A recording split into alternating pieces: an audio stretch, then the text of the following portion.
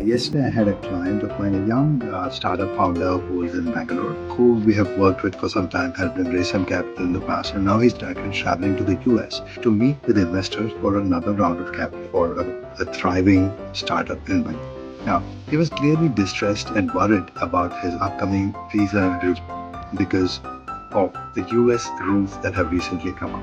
So you probably know that the latest US announcement to all their embassies and consulates worldwide is that they will put on hold a student visa that exposes the possibility that the student in question has been vocal on social media and has said things against the US or US's allies/friendly country. Now, this means that number one, your social media has to be exposed. You cannot have profile nonsense.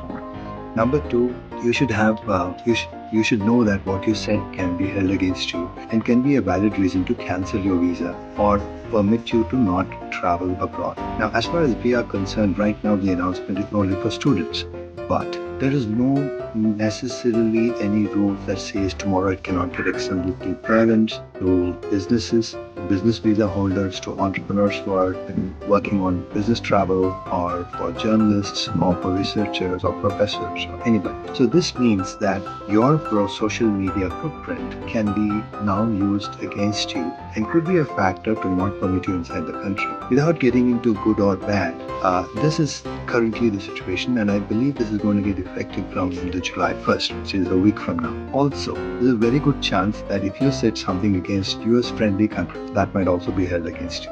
Number three, this also could mean that other countries like UK, Australia, China, France, anybody else could also start doing the same thing and say that this is a good enough reason for us to not permit you inside the country. So, what should you do now? The first thing is try and clean up your social media profile as much as you can. If you've been very active and vocal about what your opinions on various governments and developments across the world. Number two, please don't do these things anymore. Don't go out there and start talking about your opinions in public, because it can be held against you and it can be detrimental to your future, your progress, your career, your business.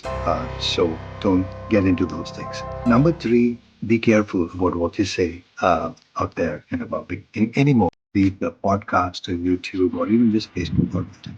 Take care and be safe.